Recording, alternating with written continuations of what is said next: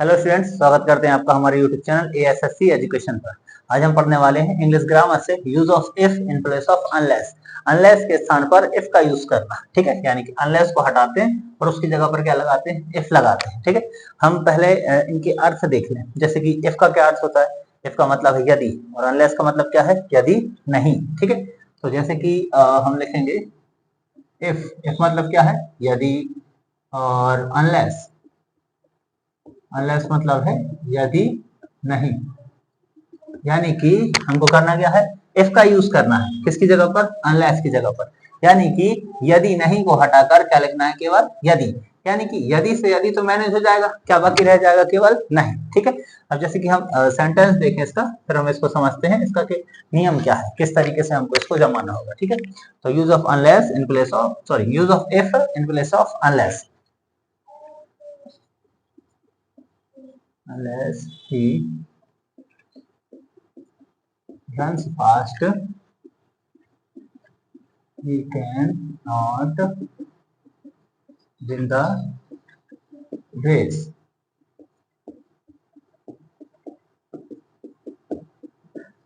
Sentence है unless he runs fast, यदि नहीं वह तेज दौड़ता।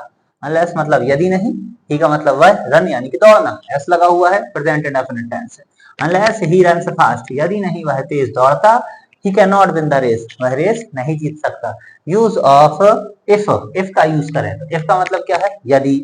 और इसका यूज कहाँ करना है? अनलेस के स्थान पर। तो हम क्या करते हैं कि अनलेस के स्थान पर इफ का यूज करते हैं।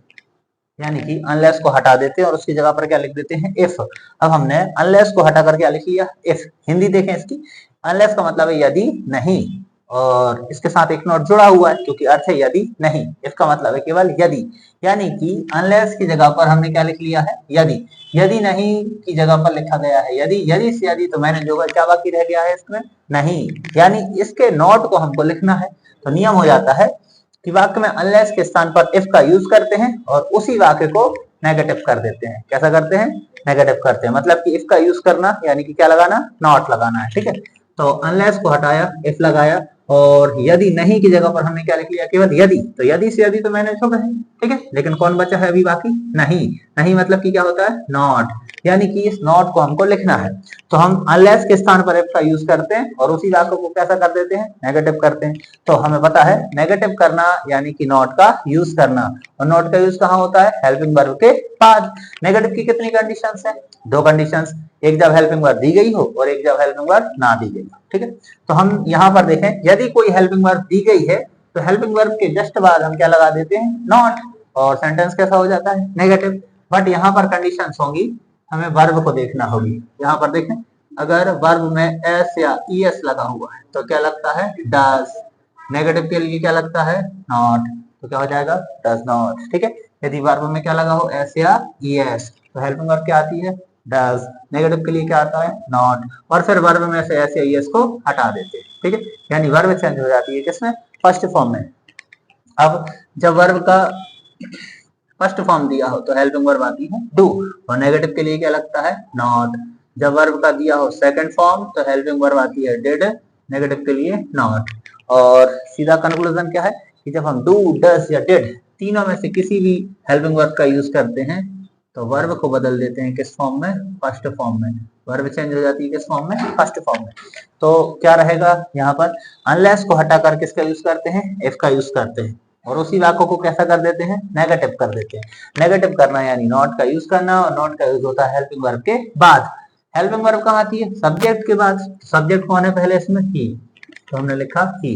अब हम देखेंगे वर्ब रन। रन में क्या लगा हुआ है? एस। तो जब वर्ब में एस या एस लगा हो तो हेल्पिंग वर्ब क्या आती है? डज। तो यहाँ लिखा जाएगा डज। नेगेटिव के लिए क्या लग जाएगा? नॉट, ठीक। तो अनलेस को हटाया, इफ लगाया, और उसी वाक्य को कैसा करना है? नेगेटिव। नेगेटिव करना है मतलब कि नॉट का यूज करना है, और नॉट का यूज होता है हेल्पिंग वर्ब के बाद। हेल्पिंग वर्ब यहाँ थी नहीं तो हमने देखी मेन वर्ब, वर्ब में लगा है एस यानी कि आ गया डज। नेगेटिव के लिए क्या आ गया? नॉट। और जब डज लगा लिया है तो इस एस को क्या कर देंगे? हटा देंगे। यानी जो वर्ब है वर्ब चेंज हो जाएगी किस फॉर्म में? फर्स्ट फॉर्म में। यानी कि रन्स में से एस हटाकर बचेगा केवल रन, और बचा क्या है? फास्ट। नियम हो गया कि अनलेस को हटाया, इफ लगाया, और इसी वाक्य को कैसा किया? नेगेटिव। नेगेटिव यानी कि नॉट का यूज किया। अब वर्ब चेंज हो गई फर्स्ट फॉर्म में, दूसरे वाक्य को हमको इसमें जोड़ना है, ठीक है। तो दूसरे वाक्य को कॉमा लगाकर जोड़ देते हैं। तो ये लगाया कॉमा। अब कॉमा लगाने के बाद अभी तक वाक्य खत्म नहीं हुआ है, यानी कि सेंटेंस की एंडिंग नहीं हुई है, दूसरा वाक्य हमको इसमें जोड़ना है, मिक्स करना है, इसके साथ कंबाइन करना है, ठीक है। तो ये एच है जो कैपिटल लेटर में है, ये कैसा हो जाएगा, स्मॉल। तो हो जाएगा he can not win the race. Okay, तो सेंटेंस था अनलेस ही रन्स फास्ट, यदि नहीं वह तेज दौड़ता, he can not win the race, वह रेस नहीं जीत सकता। अब हो गया if he does not run fast, यदि वह तेज नहीं दौड़ता है, he can not win the race, वह रेस नहीं जीत सकता है। तो नियम क्या है, वाक्य में अनलेस के स्थान पर इफ का यूज करते हैं और उसी वाक्य को कैसा कर देते हैं, नेगेटिव कर देते हैं। नेगेटिव करना यानी कि नॉट का यूज करना, और नॉट का यूज होता है हेल्पिंग वर्ब के बाद। अगर हेल्पिंग वर्ब कोई दी गई है तो हेल्पिंग वर्ब के ठीक पीछे लग जाएगा नॉट, और सेंटेंस कैसा हो जाएगा, नेगेटिव।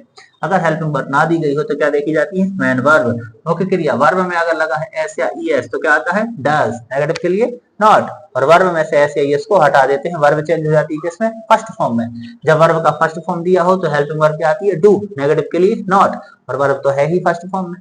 जब वर्ब का सेकंड फॉर्म दिया हो तो हेल्पिंग वर्ब आती है डिड, नेगेटिव के लिए नॉट, और वर्ब को बदल देते हैं फर्स्ट फॉर्म में। ओके, अब ठीक इस तरह से सेकंड है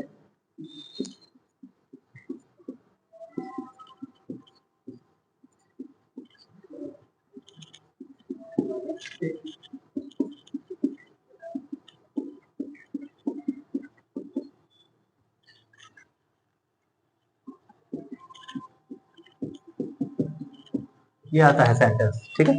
तो सेंटेंस क्या है, अनलेस दे प्ले वेल, यदि नहीं, अनलेस मतलब यदि नहीं, दे यानी कि वे, प्ले यानी कि खेलना, वर्ब की कौन सी form, first form. Unless they play well, यदि नहीं वे अच्छा खेलते, they can not win the match, वे मैच नहीं जीत सकते।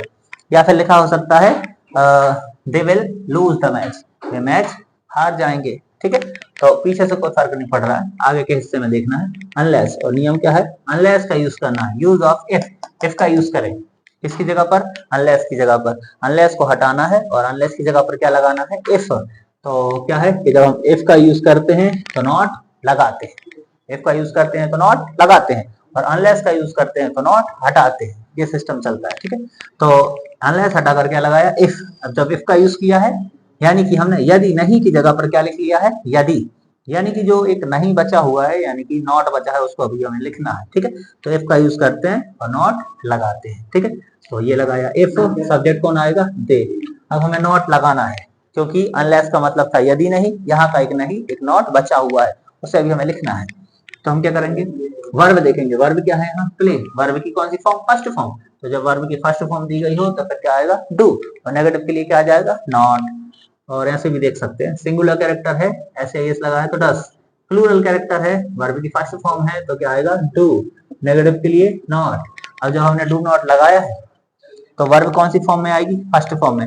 डू, डस, डिड, तीनों में से किसी भी हेल्पिंग वर्ब का यूज करते हैं तो वर्ब आती है फर्स्ट फॉर्म में। तो हो जाएगा अनलेस दे डू नॉट, अब डू लग गया है, नॉट लगा लिया, वर्ब की फर्स्ट फॉर्म आएगी, तो प्ले, और आगे क्या है, वेल। तो अनलेस दे प्ले वेल, तो क्या हो गया, if they do not play well, यदि नहीं वे अच्छा खेलते हैं, कॉमा लगाकर अगले वाक्य को जोड़ेंगे। तो टी जो है, जो कैपिटल है, ये कैसा हो जाएगा, स्मॉल। तो हो जाएगा they can not win the match। Okay, तो सेंटेंस था अनलेस दे प्ले वेल, यदि नहीं वे अच्छा खेलते, they can not win the match, वे मैच नहीं जीत सकते। अब क्या हो गया, if they do not play well, यदि वह अच्छा नहीं खेलते हैं, दे can not win the match, वे मैच नहीं जीत सकते हैं। ओके, नेक्स्ट है वर्ब की सेकंड फॉर्म वाला भी।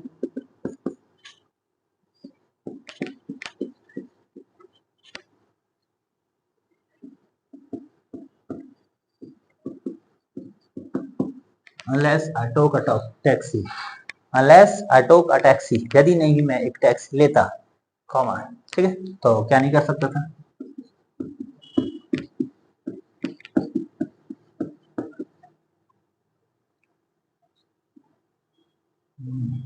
reach there on time। Sentence है अनलेस यानी यदि नहीं, आई टोक अ टैक्सी, यदि नहीं मैं टैक्सी लेता, मतलब कि यदि मैं टैक्सी नहीं लेता, यदि नहीं मैं टैक्सी लेता, I could not reach there on time, मैं वहां समय पर नहीं पहुंच सकता था। तो अनलेस को हटाकर किसका यूज करते हैं, इफ का यूज करते हैं, अनलेस के स्थान पर इफ का यूज करते हैं और उसी वाक्य को कैसा कर देते हैं, नेगेटिव कर देते हैं। नेगेटिव करना मतलब नॉट का यूज करना, और नॉट का यूज होता है हेल्पिंग वर्ब के बाद, बट हेल्पिंग वर्ब है नहीं तो क्या देखी जाएगी, मेन वर्ब। वर्ब क्या है यहाँ पर, टोक, टेक, टोक, टेकन। टेक यानी कि लेना, टेक का सेकंड फॉर्म क्या है, टोक, ठीक है। तो सेकंड फॉर्म जब दिया होगा तो हेल्पिंग वर्ब क्या आती है, डिड।